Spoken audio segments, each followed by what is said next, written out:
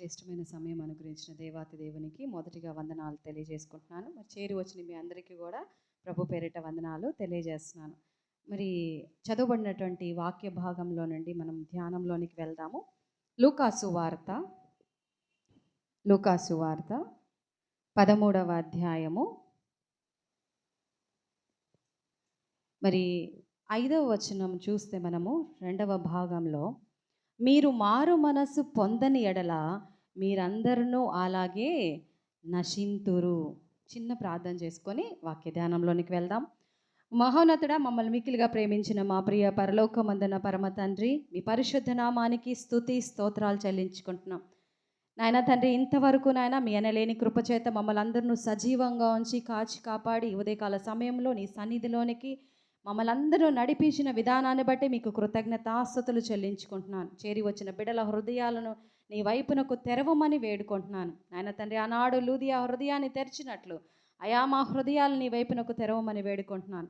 నాయన ప్రభా, నా తండ్రి, ఇదిగో నీ సిలువు చాటున నన్ను మరుగు చేసుకొని అతి కేవలం నీ నోటి పూరగా మాత్రమే వాడుకోమని వేడుకుంటున్నాను.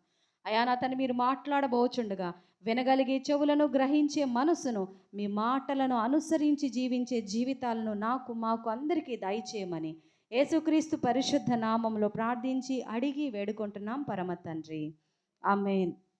ప్రియ సంగమా, మరి మనమందరం కూడా లెంట్ సీజన్లో ఉన్నాం కదా.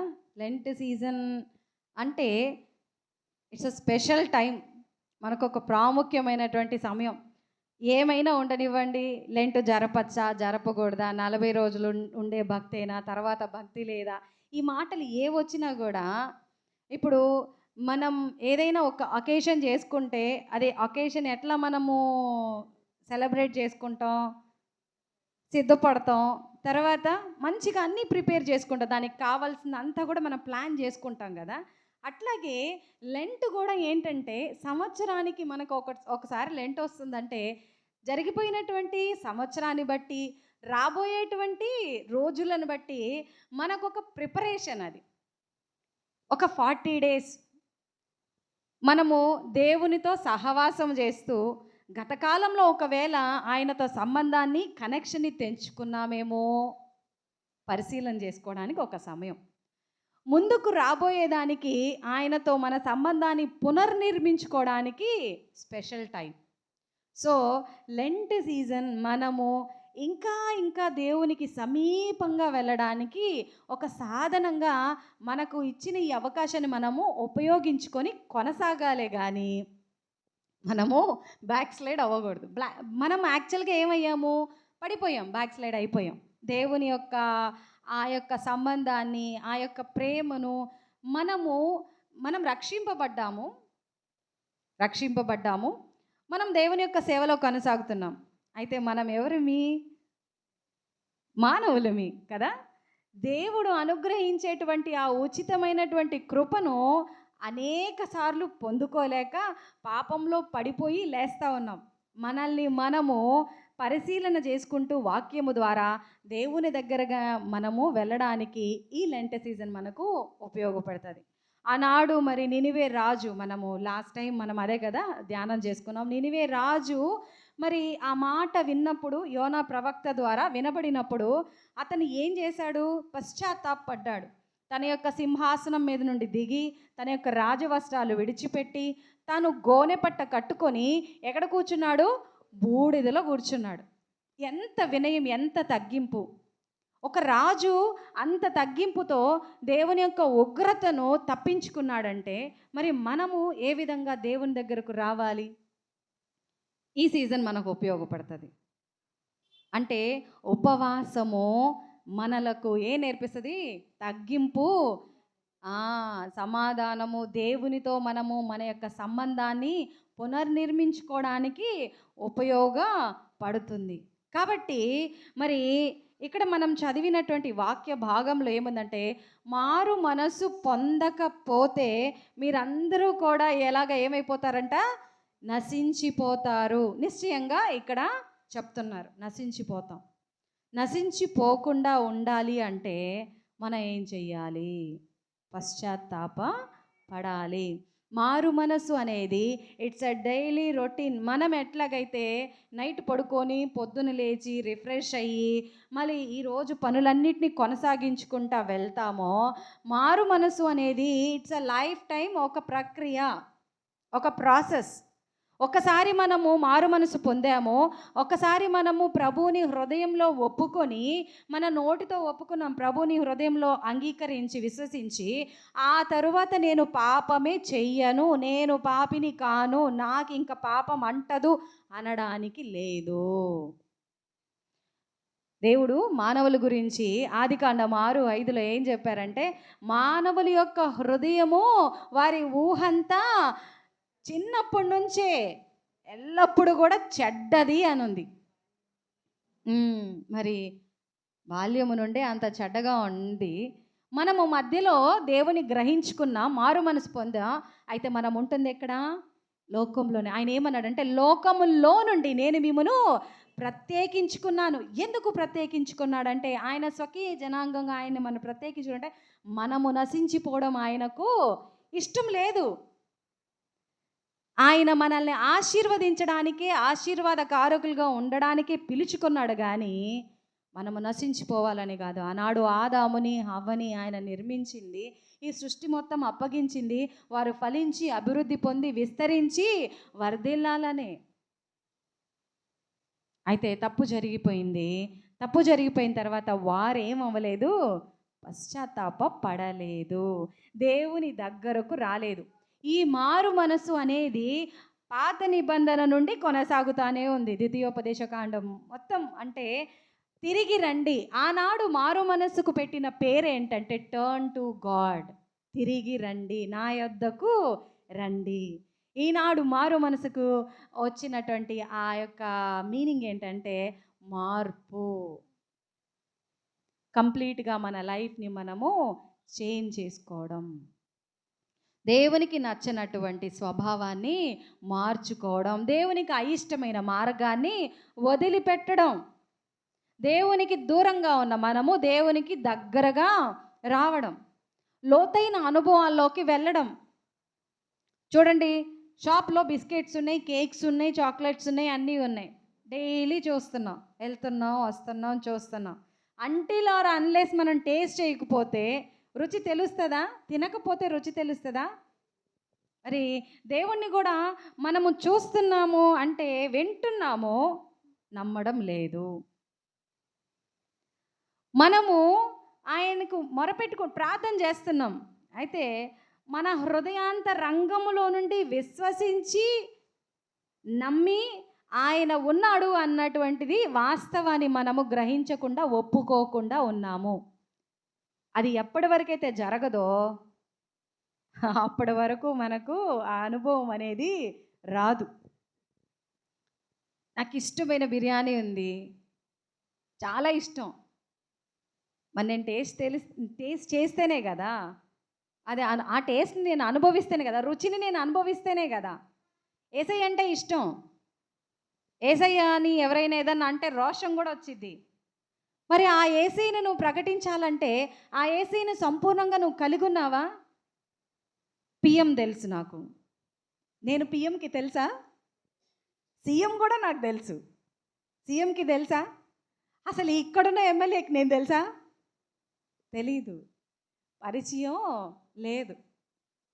అందరిలో వ్యక్తి కాబట్టి, ఒంగోలంతా పోస్టర్లోనే కాబట్టి, పలానా వ్యక్తి ఎమ్మెల్యేగా ఉన్నాడు, పలానా వ్యక్తి ఎంపీగా ఉన్నాడు, పలానా అతను కార్పొరేటర్గా ఉన్నాడు, పలానా అతను వార్డు మెంబర్గా డివిజనల్ ఇదిలో ఉన్నాడు అనేది నాకు తెలుసు. పరిచయం లేకపోతే వాళ్ళకి నేను తెలియదు. మరి దేవుడు మనల్ని పరిచయం చేసుకోవాలి, మనతో సహవాసం చేయాలనే ఆశపడుతున్నాడు. మరి మనం కూడా అందుకు ఉత్సాహం చూపి మరి ముందుకెళ్తే ఆయన మనతో ఏం చేస్తాడు?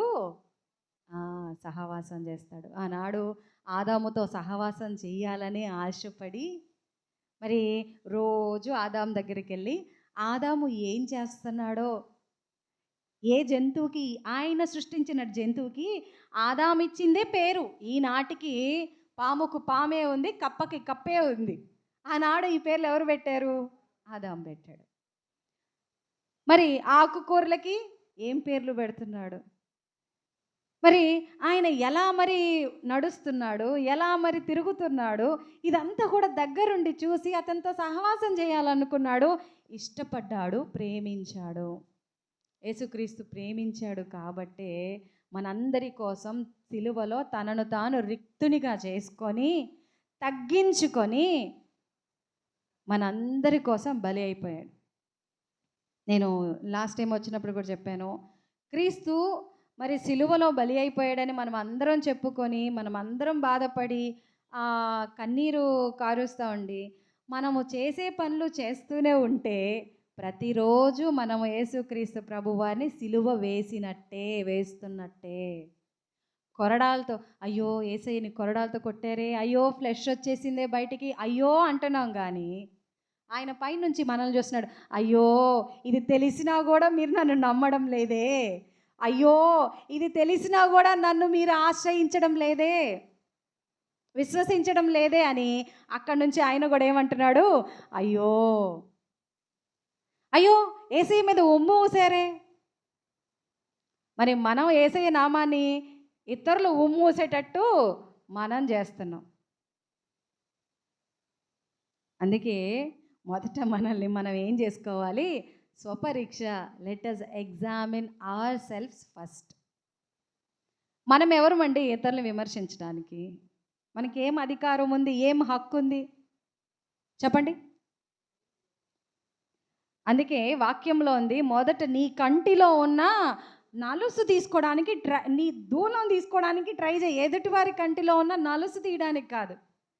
ఆల్వేస్ వాట్ వీఆర్ ట్రయింగ్ ఏంటంటే, ఎదుటి వారి కంట్లో నలుసు తీసేస్తే మన కంట్లో ఉన్న దూలం పోతుంది అనుకుంటాం. So we shouldn't do that. అలా మనం చేయకూడదు.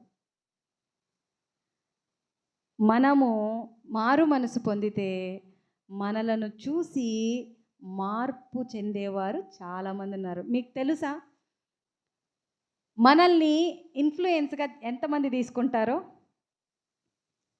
మనల్ని మనకి ఇన్ఫ్లుయెన్స్ మనం అనుకుంటాం ఎమ్మెల్యే ఎంపీ తెలిస్తే మాకు ఇన్ఫ్లుయెన్స్ ఉంది అనుకుంటాం. అసలు సహజంగానే మనము జీవించేటువంటి ఆ దైనందిన జీవితంతో, మన సరౌండింగ్స్తో, మన నైబర్స్తో, మన ఇంట్లో, మన బయట వాతావరణంలో మనల్ని చూసి ఇన్ఫ్లుయెన్స్ అయ్యే వాళ్ళు ఎంతోమంది ఉన్నారు. పలానా అక్క అలా ఉంది, పలానా చెల్లి ఇలా ఉంది, పలానా ఆంటీ ఇలా ఉంది, నిన్నటి దినం ఆమె అలా ఉంది, ఈరోజు ఈమె ఇలా ఉంది అంటే కారణం ఏంటంటే, ఆమె ఆరాధించి, ఆమె స్తుతించి, ఆమె ఘనపరిచేటువంటి యేసునామమే. ఆ యేసునామానికి నేను దగ్గరగా వెళ్తే నా జీవితం కూడా మార్పు చెందుతుంది. This is called a true transformation. ఈ ట్రాన్స్ఫర్మేషన్ లేకుండా మనము అందరూ మారాలి అనుకుంటే సరిపోదు. ఒక వ్యక్తి ఇలాగే అనుకున్నాడంట. ఏమనుకున్నాడంటే, నా దేశం మారట్లేదు, దరిద్రం అయిపోయింది, నా యొక్క రాష్ట్రం మారటం లేదు, నా చుట్టుపక్కల వాళ్ళు అసలుకి ఎంత దరిద్రంగా ఉన్నారు, అసలు వాళ్ళకి మార్పే లేదు, అసలుకి వాళ్ళు ఎప్పుడు మారుతారు, ఎప్పుడు మరి ఆ ప్రవర్తన మానుకుంటారని చెప్పి పదే పదే అంట దేవుని దగ్గరికి వెళ్ళి మోకరించి కన్నీరు కార్చి లబ్బో దీపమని కొట్టుకుంటా ప్రార్థన చేస్తూ ఉన్నాడంట. అయ్యా వాళ్ళని మార్చు, వీరని మార్చు, వీరని మార్చు. ప్రభువు దగ్గరికి వచ్చాడు. అయ్యా నువ్వెంత మంచివాడివి, దేశం గురించినటువంటి అంగలార్పు ఉంది నీ దగ్గర, రాష్ట్రం గురించిన అంగలార్పు ఉంది, నీ పక్కింటి వాళ్ళ గురించి ఉంది, నీ ఎదురింటి వాళ్ళ గురించి ఉంది, నీ ఇంట్లో వాళ్ళ గురించి ఉంది. మరి నీ మార్పు ఏది? నాకు కావాల్సింది ఎవరు మార్పు? మొదట నీ మార్పు. నువ్వు మారితే నీ ఇంట్లో వాళ్ళు మారుతారు. ఇప్పుడు చూడండి, బూతులు మాట్లాడుతున్నావు అనుకోండి మన ఇంట్లో, ఆ బూతులు మానుకోవడం మనం మానేస్తే మన పిల్లలు మానేస్తారు, ఆబ్వియస్గా మానేస్తారు. పేరెంట్స్ని ఇమిటేట్ చేస్తారు ఎవరు? పిల్లలు. ఇంట్లో గొడవలు తల్లిదండ్రులు పడతా, పిల్లలకి గొడవ పడద్దు రే కొట్టేస్తానంటే వాళ్ళు చిన్న వయసులోనే వాళ్ళకి ఏం పడుతుందంటే, అరే వీళ్ళు కొట్టుకుంటా నన్ను కొడతానంటారేంటి? బయటికి వెళ్ళి అదే వాళ్ళు పెంచుకొని, ఎందుకంటే అదే వాతావరణం వస్తుంది వాళ్ళకి. పెద్ద అయినాక వాళ్ళు ఏం చేస్తారంటే వాళ్ళు కూడా కొట్టుకుంటారు. ఎందుకు కొట్టుకుంటున్నారంటే, చిన్నప్పుడు మా ఇంట్లో కొట్టుకున్నారు. చిన్నప్పుడు మా ఇంట్లో గొడవలు ఉన్నాయి. చిన్నప్పుడు మా నాన్న ఇట్లా చేశాడు. చిన్నప్పుడు మా అమ్మ ఇట్లా చేసింది. పిల్లలకి మొదటి గురువులు ఎవరంటే తల్లిదండ్రులే. తల్లి ఇంకా. అందుకే తిమోతికి పౌలు ఆ మాట అంటాడు, నీ తల్లి నీ అమ్మమ్మ. వారి ఇద్దరిలో ఉన్నదే ఎవరికొచ్చింది? నీకొచ్చింది. అంటే వారి భక్తి జీవితాన్ని చూసి తిమోతి పెరిగాడు. దేవుడు మొదట మార్పు మనలో కోరుకుంటున్నాడు, వ్యక్తిగతంగా కోరుకుంటున్నాడు. మన యొక్క అంతరంగానే చూస్తున్నాడు. God doesn't sees our outward appearance. దేవుడు మన అవుట్వర్డ్ అపియరెన్స్ని ఎప్పుడు చూడడండి. కానీ మనుషులు మన అవుట్వర్డ్ అపియరెన్స్నే లక్ష్య పెడతారు. సపోజ్ తాగే వాళ్ళు ఉన్నారు, అంతకుముందు బాగా తాగి గొడవ చేస్తూ ఉన్నారు, అదే చూసాం మనం. ఇప్పుడు ఆ వ్యక్తి అనుకోని రీతిలో ఆ వ్యక్తికి దేవుని పరిచయం చేశారు. ఆ వ్యక్తి దేవుని యొక్క కృపను పొందుకోవాలని పశ్చాత్తాపడ్డాడు. తాగుడు విడిచిపెట్టాడు. విడిచిపెట్టి దేవుని సన్నిధానానికి వస్తే ఆ వ్యక్తిని మనుషులు ఎలా చూస్తారండి? ఎలా చూస్తారు? మార్పు చెందిన వ్యక్తిగా ఆహ్వానిస్తారా? డెఫినెట్గా కాదు. ఏమంటారు? ఒరే తాగుబోతోడు వచ్చాడురా. తిరుగుతున్నారు. వారి ప్రవర్తన మార్చుకున్నారు. ఆత్మ ఒక్కటే కాదు, శరీరం కూడా పరిశుద్ధంగా ఉండాలని నేర్చుకున్నారు. దేవుని దగ్గరకు వచ్చారు. వారు దేవుని సన్నిధానానికి వస్తే మనం ఎలా రిసీవ్ చేసుకుంటున్నాం? తిరుగుబోతోళ్ళు వచ్చారని.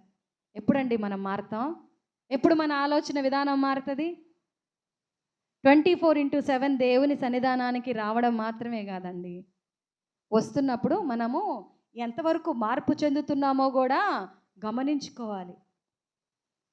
తాగుబోతులు, తిరుగుబోతులు, హత్యలు చేసేవాళ్ళు, దొంగతనాలు చేసేవారు, అబద్ధాలు మాట్లాడేవాళ్ళు, వీరందరే మారి దేవుని సన్నిధానానికి రాంగలేంది. వారిని దేవుడు స్వీకరిస్తున్నప్పుడు మనల్ని మార్చుకుంటే మనల్ని దేవుడు స్వీకరించరా? మరి ఎందుకు మనం మార్చుకోలేకపోతున్నాం? ఎందుకు మన కుటుంబ జీవితంలో ఇంకా మనం అలాగే ఉంటున్నాం?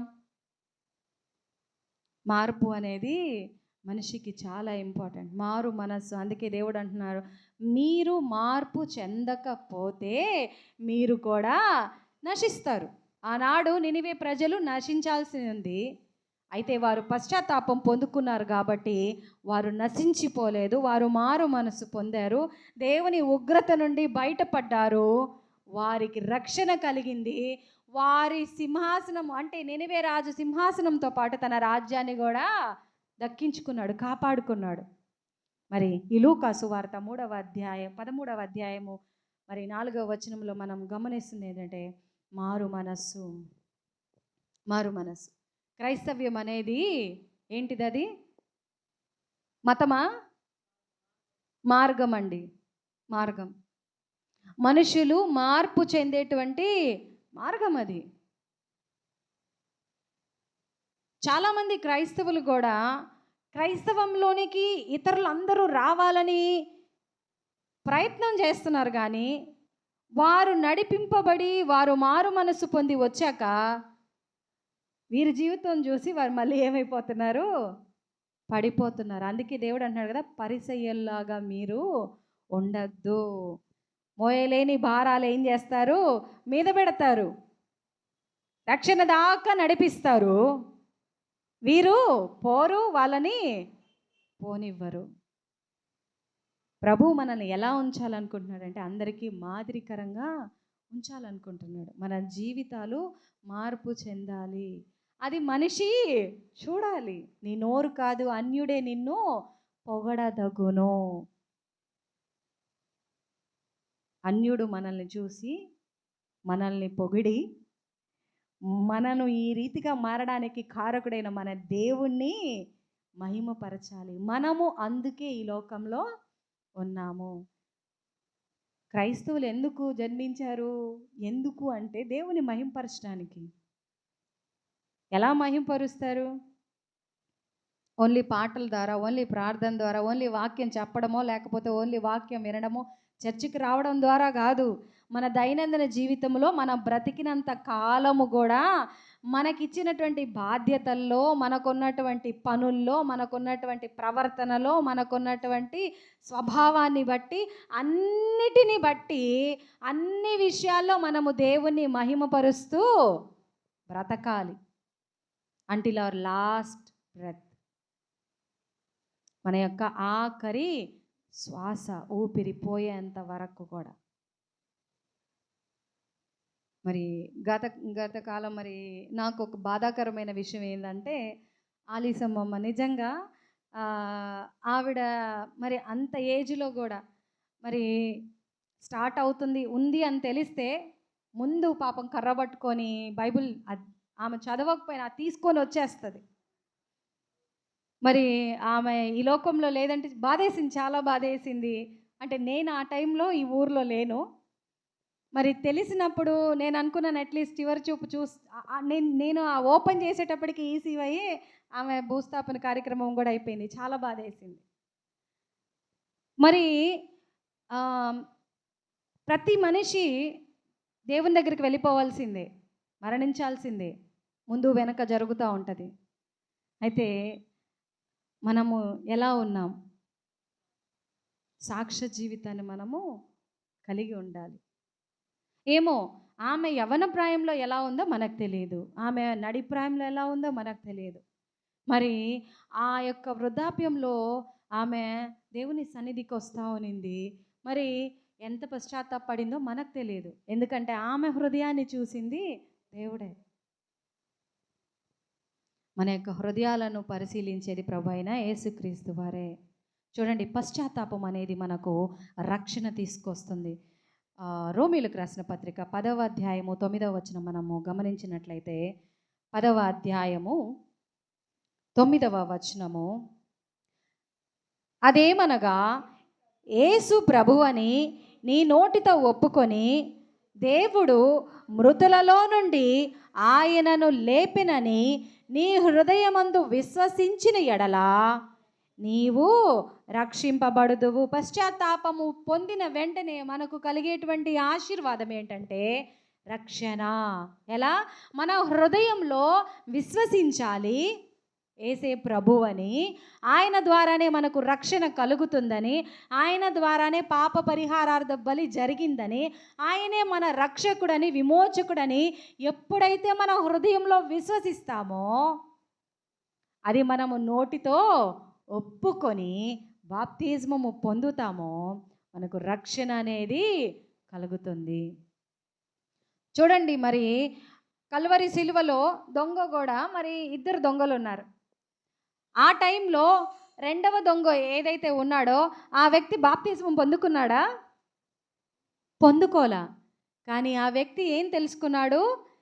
యేసే ప్రభువని, ఆయనకు ఒక రాజ్యం ఉందని, ఆయన ఆ రాజ్యంతో రాబోతున్నాడని, ఆయనను విశ్వసిస్తే రక్షింపబడతాడని, నిత్య జీవం పొందుతాడని ఆ క్షణములోనే ఆ దొంగ పశ్చాత్తాపం పొంది యేసుక్రీస్తు ప్రభువారిని రక్షకునిగా అంగీకరించాడు. కాబట్టే రక్షింపబడ్డాడు.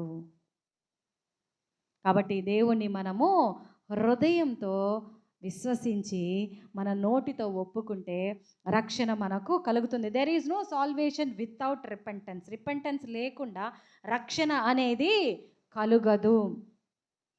పాప క్షమాపణ ఎక్కడుందండి?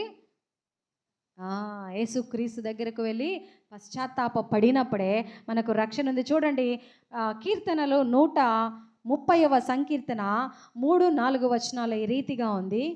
సంకీర్తన 130, యెహోవా నీవు దోషములను కనిపెట్టి చూచిన ఎడల ప్రభువా ఎవడు నిలవగలడు? దేవుని ఎదుట నిలవగలిగినటువంటి వారు ఎవరైనా ఉన్నారా? ఆయన మన దోషాలను ఎంచి చూస్తే లేడు. అయినను జనులు నీ యందు భయభక్తులు నిలుపునట్లు నీ యొద్ద ఏముందండి? దేవుని యొద్ద క్షమాపణ ఉంది. ఎంత ఘోర పాపైనా తను ఘోర పాపినని గ్రహించి మారు మనసు పొంది తను చేసినటువంటి క్రియలను బట్టి క్షమాపణ పొందుకోవడానికి దేవుని దగ్గరకు సమీపిస్తే వారికి మారు మనస్సు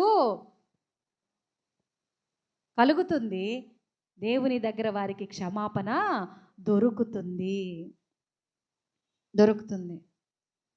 అందుకే మార్కు సువార్త 1వ అధ్యాయము 15వ వచనంలో ఈ రీతిగా ఉంది. కాలం ఏమైందంట? నెరవేరింది. మార్కు 1వ అధ్యాయము 15వ వచనము.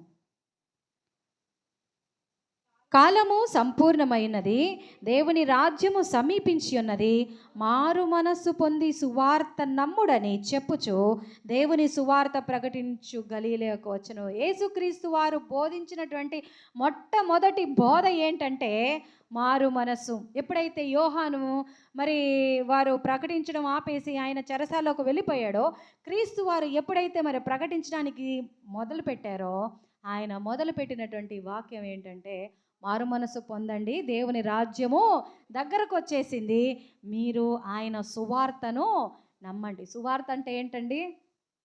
మన యొక్క హృదయంలో దేవుణ్ణి రక్షకునిగా అంగీకరించి మన నోటితో ఒప్పుకోవడం. అలా మనం మారినప్పుడు ఆటోమేటిక్గా మనం సువార్త ప్రకటిస్తాం. ఇతరులు మన యొక్క మార్పును చూసి అరే వీళ్ళు మారడానికి రీజను ఇదే అని ఏం చేస్తారు? వారు కూడా గ్రహింపులోకి వస్తారు. తప్పిపోయిన కుమారుడు కూడా ఏం చెందాడు? తండ్రి దగ్గరికి మారు మనస్సుతో వచ్చాడు. బుద్ధి వచ్చింది. బుద్ధి ఎప్పుడు వచ్చింది? సర్వం కోల్పోయాక, చేయాల్సినవన్నీ చేసేసాక. మనుషులు మనం కూడా అంతేనండి. మనం ఏమనుకుంటామంటే అర్రే ఈ తప్పు అసలు నేను ఎందుకు చేశాను, చేయకుండా ఉంటే బాగుండు కదా, దేవుడు నన్ను ఇలా నడిపించకుండా ఉంటే బాగుండు కదా, దేవునికి తెలియకుండా ఏదైనా జరిగిద్దా, ఈ తప్పు కూడా అలో చేశాడు కదా అంటే ఆ తప్పు మనం చేయడం వల్ల మనకేం వస్తుంది? బుద్ధి వస్తుంది. పడిపోయినప్పుడు మనకు తెలుస్తుంది, ఏమనిపిస్తుంది అంటే లెగవాలి అనేటువంటి ఒక బుద్ధి అనేది కలుగుతుంది. సో దేవుడు అలో ఎందుకు చేస్తాడంటే మనము మార్పు చెందడానికి. ఆయన యొక్క ఉద్దేశాలు మనకు ప్రయోజనకరమైనదే. ఇర్మియా 29:11 ఆ మాట ఉంటుంది కదా, అవి మనకు హానికరమైనవి కాదు. ముందుకు మనకి మంచి బ్రేక్ త్రూ, మంచి బ్లెస్సింగ్స్, డబల్ బ్లెస్సింగ్స్ ఇవ్వడానికే ఆయన మనల్ని ఏం చేస్తుంటాడు? సిద్ధపరుస్తూ ఉంటాడు. రెండవది మనం చూస్తే పశ్చాత్తాపము మనకు మన యొక్క హృదయాన్ని మార్పులోనికి తీసుకొస్తుంది. Repentance brings a change of ఆ హార్ట్. మన యొక్క హృదయము మార్పు. హృదయము మోసకరమైంది కదా, అది పాపపు ఊబిగా ఉంది. మరి ఆ హృదయములో ఎప్పుడైతే పశ్చాత్తాపం కలిగిద్దో ఆ హృదయంలో ఎవరుంటారు? యేసుక్రీస్తు ప్రభు. మన యొక్క హృదయం అనే సింహాసనము మీద మనము యేసుక్రీస్తు ప్రభు వారిని రాజుగా ప్రతిష్ఠించుకోవాలి, రక్షకునిగా ప్రతిష్ఠించుకోవాలి. అప్పుడు మన యొక్క హృదయము మారుతుంది. నిజమైనటువంటి పశ్చాత్తాపం ఏంటంటే పాపం అని బాధపడ్డం కాదండి. ఈ పాపం అనేది మనం వదిలేసేయాలి. నేను మీకు ఆల్రెడీ ఒక ఎగ్జాంపుల్ ఇచ్చాను కదా. నేను ఇప్పుడు సపోజ్ మైక్ పట్టుకొని ఉన్నాను, మైక్ని నేను వదిలేస్తే మైక్ కింద పడిపోతుంది. చాలామంది అంటారు నేను అన్నీ చేయగలుగుతున్నాను కానీ అది ఒక్కటి వదులుకోలేకపోతున్నాను. వదిలే. మనము వదలకపోతే అపవాది మనల్ని వదలడు. మనమే అనుకోని రీతిలో ఆహ్వానం ఇస్తూ ఉంటాం, కమ్ నియర్ అన్నట్టు. వదిలేయాలి.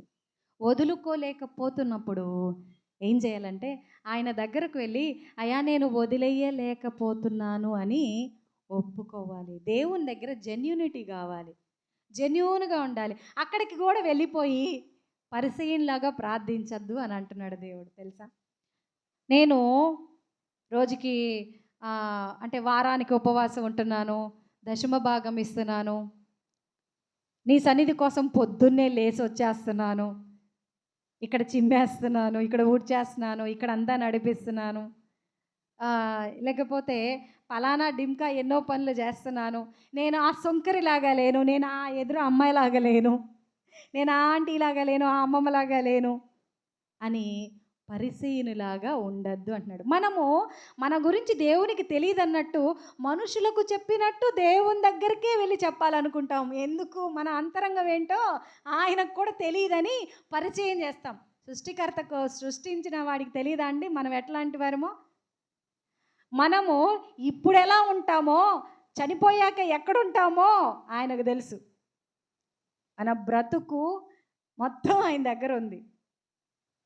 జీవ గ్రంథంలో ఆయన గ్రంథాల్లోనే లిఖితమయ్యింది. ఆయన క్యాంప్స్లో, అంటే ఇక్కడ ఉన్న క్యాంప్స్ కాదులేండి, మన యొక్క లోకంలో ఉన్న సీసీ క్యాంప్స్ కాదు, కానీ ఆయన యొక్క దృష్టి మనల్ని చూస్తా ఉంది. మనం ఆయన దగ్గరికే వెళ్ళి చప్పట్లు కొడతా, దండోరా వేసుకుంటాం. నేను మంచోని, నేను మంచిదాన్ని యేసయ్యా, నేను చాలా మంచిదాన్ని, అయినా నాకు ఇలా వచ్చింది, ఈ కష్టం వచ్చింది, ఇలా వచ్చింది, ఇలా నష్టం వచ్చింది, నువ్వు నాకు ఎందుకు ఎలా చేసావని సృష్టికర్తను అడగడానికి అధికారం ఉందా అండి మనకి? లేదు. మన యొక్క హృదయము మారాలి. హృదయంలో మార్పు అనేది రావాలి. Repentance brings a change in our heart.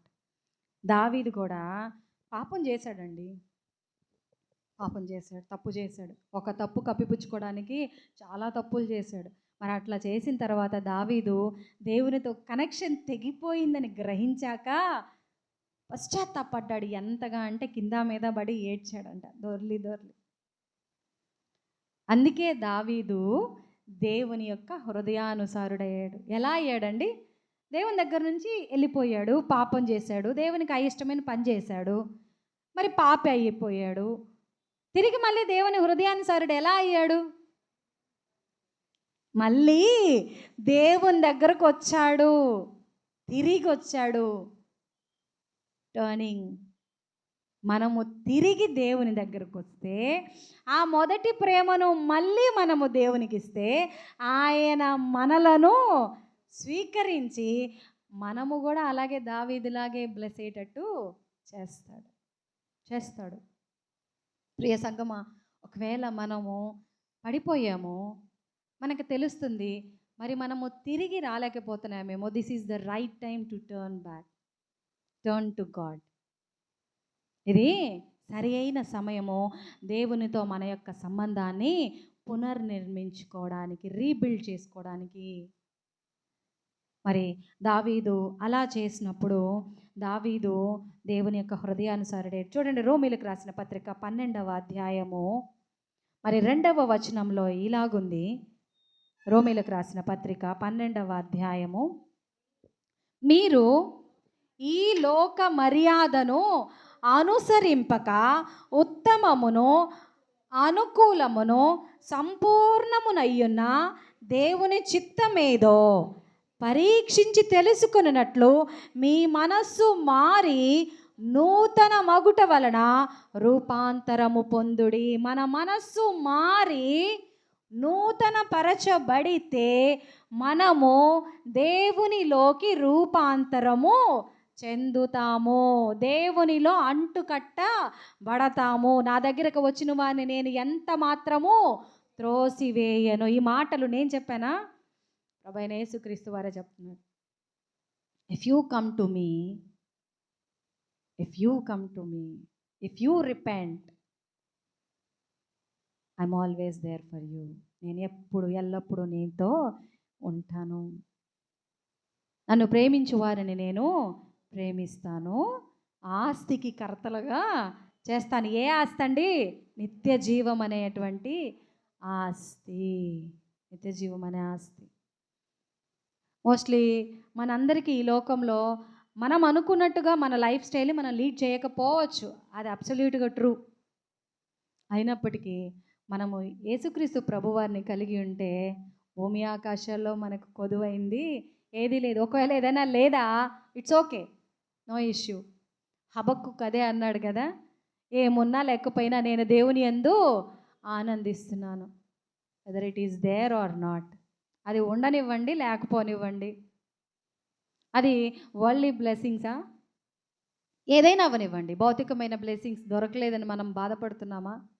మరి యోహాను 3వ పత్రికలు ఈ మాట ఉంది, ప్రియుడా నీ ఆత్మ వర్ధిల్లుచున్న ప్రకారము నీవు అన్ని విషయాల్లో వర్ధిల్లుతా ఉంటే, సౌఖ్యంగా ఉంటే నాకు ఇష్టం. దేవునికి మనము సౌఖ్యంగా ఉండడం, వర్ధిల్లడమే ఇష్టం. అయితే మొదట మనము ఎక్కడ ఫలించాలి? ఆత్మలో ఫలించాలి. ఏమో this is the face maybe might be. ఒకవేళ ఈ సిద్ధపాటు మనకు ఆత్మలో అన్ని విషయాల్లో మనల్ని వర్ధిల్లింప చేయడానికి ఇట్స్ అ ప్రిపరేషన్ అనుకుంటే గ్రేట్ బ్లెస్సింగ్ కదండి.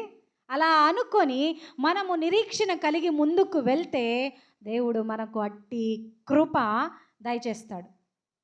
చూడండి, మూడవది మనం గమనిస్తే పశ్చాత్తాపము దేవుని కృపను మనకు అనుగ్రహిస్తుంది. కృప అంటే ఏంటంటే, నేను దైవజనులు మరి జాన్ వెస్లీ గారు ఒక మాట చెప్పారు.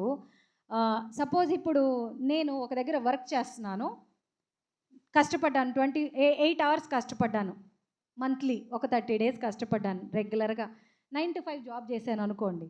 ఈ జాబ్ చేసి ఎండ్ ఆఫ్ ద ఆ డేట్ వచ్చింది, శాలరీ తీసుకునే ఇది వచ్చింది. మరి శాలరీ ఇచ్చేటువంటి వ్యక్తి ఇదిగో నీకు దానం ఇస్తున్నానంటే నాకెంత కోపం వస్తుంది. అరే నువ్వు నాకు దానం ఇచ్చేది ఏందయ్యా?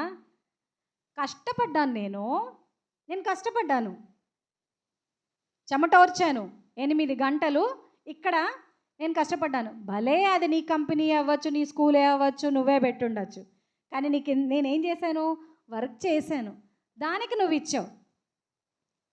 అది ఒకటి. అదేంటి? జీతం. పనివాడు జీతానికి పాత్రుడు. ఇప్పుడు బయట మరి భిక్షం అడుకునే వాళ్ళు ఉంటారు. వారు ఏం చేస్తారు? అడుగుతూ ఉంటారంట. వారి దగ్గరికి వెళ్ళి ఇదిగో నీ జీతం అని ఇస్తే వారు ఎలా ఫీల్ అవుతారు? నాకు జీతం ఇవ్వడం ఏంటి, నేను ఎక్కడ పని చేశాను, నేను మామూలుగా కూర్చున్నాను కదా అని వారు అడిగారు. అదేమైంది? భిక్షమైంది. అడగకుండా పొందేదే దానం, కృప. అది దేవుడు మనకు ఉచితంగా ఇస్తున్నాడు, ఇచ్చాడు, మనం పొందుకుంటున్నాం. ఈరోజు చాలామంది కళ్ళు తెరవకుండానే మరణించారు. మనం ఎలా ఉన్నాం? సజీవంగా ఉన్నాం. ఈరోజు రూఫ్ కింద చాలామంది లేరు, మనకంటూ ఒక రూఫ్ ఉంది. 3 పూట్ల తినగలుగుతున్నాం, మంచి బట్టలు వేసుకుంటున్నాం, మనల్ని పలకరించే వాళ్ళు కూడా ఉన్నారు. కోట్ల ఆస్తులుండి కనీసం బాగున్నావా అని కూడా పలకరించే వాళ్ళు లేక సూసైడ్ చేసుకున్న వాళ్ళు చాలామంది ఉన్నారు. మనం ఏమనుకుంటామంటే కోటీశ్వరులు ఎంత రిచ్గా, ఎంత లగ్జరీగా బ్రతుకుతున్నారో, వాళ్ళ జీవితం ఎంత బాగుంది, ఈ జీవితం నేను అలా కోటీశ్వరిని ఉంటే బాగుండు, అయ్యో నా తల్లిదండ్రులు నన్ను అలా కోటీశ్వరిని చేయలేదు, అంత లక్షల ఆస్తి నాకు కూడబెట్టి ఇవ్వలేదే, అరే నేనేంటి ఇలా ఉన్నానని మన జీవితంలో మనము ఎంతగా మరి ఫీల్ అవుతుంటామంటే ఒక్కసారి ఆలోచించుకోండి. కళ్ళు కాళ్ళు చేతులు లేని వాళ్ళు ఎలా బ్రతుకుతున్నారు? వాళ్ళు మనల్ని చూసి ఏమనుకుంటారు తెలుసా? అబ్బా వాళ్ళలాగా కళ్ళు కాళ్ళు చేతులు ఉంటే బాగుండు, వాళ్ళలాగా తినగలుగుతున్నారు, అయ్యో నేను తింటే బాగుండు. మనము మారాలి, మన వే ఆఫ్ థింకింగ్ కూడా మారాలి. దేవుడు మనల్ని, మన హృదయాల్ని కోరుకుంటున్నాడు. బ్రోకెన్ హార్ట్, విరిగి నలిగినటువంటి హృదయం ఆయనకు ఇష్టం, చాలా ఇష్టం. బలి ఇంకే ఇవ్వాల్సిన అవసరం లేదు. ఆనాడు కట్టడి విధి, ఎందుకంటే ఆ ప్రజలు అజ్ఞానంతో ఉన్నారు. ఈరోజు మరి మనల్ని మనం జ్ఞానులు అని చెప్పుకుంటాం, కానీ మన జ్ఞానంతో మనం కనీసమైనటువంటి ఆ స్థితిలోకి కూడా రాలేకపోతున్నాం, పోల్చుకోలేకపోతున్నాం, గ్రహించుకోలేకపోతున్నాం. ఇంకెందుకండి మరి? అందుకే దేవుడు అంటున్నాడు కదా, ఈ లోకంలో ఉన్న జ్ఞానులు సిగ్గుపరచడానికి ఆయన వెర్రి వారిని ఏర్పాటు చేసుకుంటున్నాడంట. తృణీకరింపబడిన వారిని, విడవబడినటువంటి వారిని, బలహీనమైనటువంటి వారిని, వీరందరినీ ఆయన ఏర్పాటు చేసుకుంటున్నాడు. అని మనం ఎక్కడ ఉన్నాము? దేవుడు మనకు కృపను అనుగ్రహిస్తున్నాడు. చూడండి, రోమీలకు రాసిన పత్రిక 10వ అధ్యాయము 12వ వచనం మనం గమనించినట్లయితే, రోమీలకు రాసిన పత్రిక 10వ అధ్యాయము 12వ వచనము, యూదుడని గ్రీసు దేశస్థుడని భేదము లేదు, ఒక్క ప్రభువే అందరికీ ప్రభువై ఉండి తనకు ప్రార్థన చేయు వారందరి ఎడల కృప చూపుటకు ఐశ్వర్యవంతుడై ఉన్నాడు. ఆయన ఐశ్వర్యవంతుడండి. మన కోసము పేదవాణిలాగా రిక్తునిగా చేసుకొని మన కోసమే వచ్చాడు. ఈ లోకంలో యాక్చువల్‌గా నేను ఒక మాట అంటాను. సపోజ్ చూడండి, యవ్వన ప్రాయంలో ఉన్నప్పుడు ఇద్దరు యవ్వనస్తులున్నారు. ఒక యవ్వనస్తుడు మరి యవ్వనస్తురాలిని చూసి, ఆ యవ్వనస్తురాలికి అంటే అమ్మాయికి కొంచెం ప్రేమ తక్కువయింది. ఇంట్లో మరి అంత ప్రేమ పొందుకోలేకపోతుంది. మరి అది గమనించింది. బయట ఉన్న యవ్వనస్తుడు ఆ అమ్మాయికి కొంచెం ప్రేమ చూపిచ్చాడు. ఆ అమ్మాయిని కొంచెం పొగిడాడు. ఆ అమ్మాయికి మంచి లైఫ్ స్టైల్ ఇస్తానన్నాడు. మరి ఆ అమ్మాయి ఆకర్షింపబడుతుందా లేదా?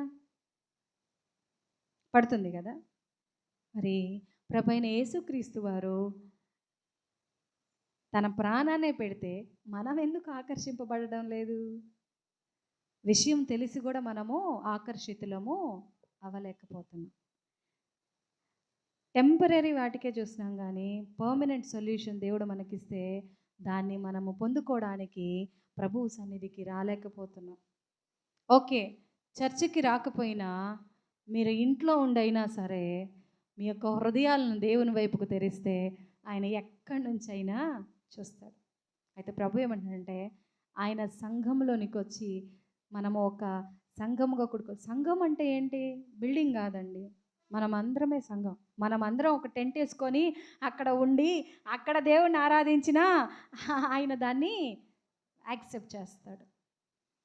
కాబట్టి పశ్చాత్తాపము మరి మనకి ఏమేమి అనుగ్రహిస్తుందండి? పశ్చాత్తాపము మనకి రక్షణ అనుగ్రహిస్తుంది. పశ్చాత్తాపం మన యొక్క హృదయాన్ని మారుస్తుంది. పశ్చాత్తాపము మనకు కృపను అనుగ్రహిస్తుంది. కాబట్టి మరి దేవుడు అడుగుతున్నాడు, ఇంకా నీ హృదయంలో పాపం ఉందా? దాచుకున్నటువంటి గాయాలు, బాధపడుతున్నావా? అయితే నువ్వు నా దగ్గరకు రా, నాకు దూరంగా ఉన్నావా అని ప్రభువు మనకి ఉదయకాల సమయంలో ప్రశ్న వేస్తున్నాడు.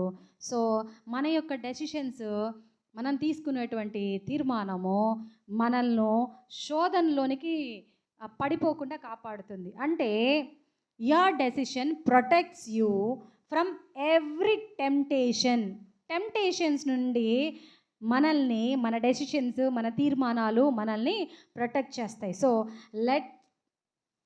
మన యొక్క పరిశుద్ధాత్మ దేవునికి మనము అవకాశం ఇద్దాం. Let the holy spirit lead your thoughts. మన యొక్క థాట్స్ని ఆయన కంట్రోల్ చేసేటట్టు లెట్ హిమ్ కరెక్ట్ అస్. ఆయన మనలను దిద్దుతున్నప్పుడు దానికి విసుక్కోకుండా మనము దిద్దుబాటుకి చోటిద్దాము. Let him break wrong patterns. ఆయన మన జీవితంలో ఉన్నటువంటి తప్పుడు నిర్ణయాలను బ్రేక్ చేసేలాగా ఆయన చేతులకు మనము మన యొక్క ప్రవర్తన, మన మీద ఉన్నటువంటి అధికారాన్ని ఆయనకు మనము ఇద్దాం. మనం ఇవ్వకపోతే ఆయన ఎలా మరి తీసుకుంటాడు? మనకు హృదయం అనే తలుపు ఆయన నిలబడి తట్టుతున్నాడు. మనము వింటున్నాము, విని గ్రహించి తలుపు తెరిస్తే ఆయన మన హృదయంలోనికి వస్తాడు. So transformation is not an event, it's a process. మారు మనసు అనేది జస్ట్ ఒక ఈవెంట్ మాత్రం కాదు, అది ఒక రెగ్యులర్ డైలీ ప్రాసెస్గా ఉంది. కాబట్టి ప్రియ సంగమా, దేవాతి దేవుడు మనలను అటువంటి ట్రాన్స్ఫర్మేషన్లోనికి వెళ్ళాలని, మనము నూతనపరచబడాలని ఆయన కోరుకుంటున్నాడు. మరి దేవుడు అట్టి కృపను మనందరికీ అనుగ్రహించి దయచేయునుగాక. మరి మనమందరము కూడా మారు మనసు పొందుకొని దేవుని రక్షకునిగా అంగీకరించి ఇతరులకు ఆ రక్షణ మార్గంలోనికి నడిపిద్దాము. మనము అనేక మందికి మాదిరికరంగా ఉంటే దేవుడు మనలను అనేక మందికి ఆశీర్వాదకరంగా ఉంచుతాడు. దేవుడు మనందరికీ అట్టి కృప అనుగ్రహించును గాక. చిన్న ప్రార్థన చేస్తాం.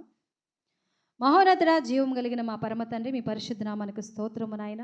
ఇటు అవకాశం మీరు అనుగ్రహించినందుకు వందనాలు. ఉదయకాల సమయము నాయన ప్రభా నా తండ్రి, మీరు ఇచ్చిన ఆల్టర్ కాల్ని బట్టి వందనాలు.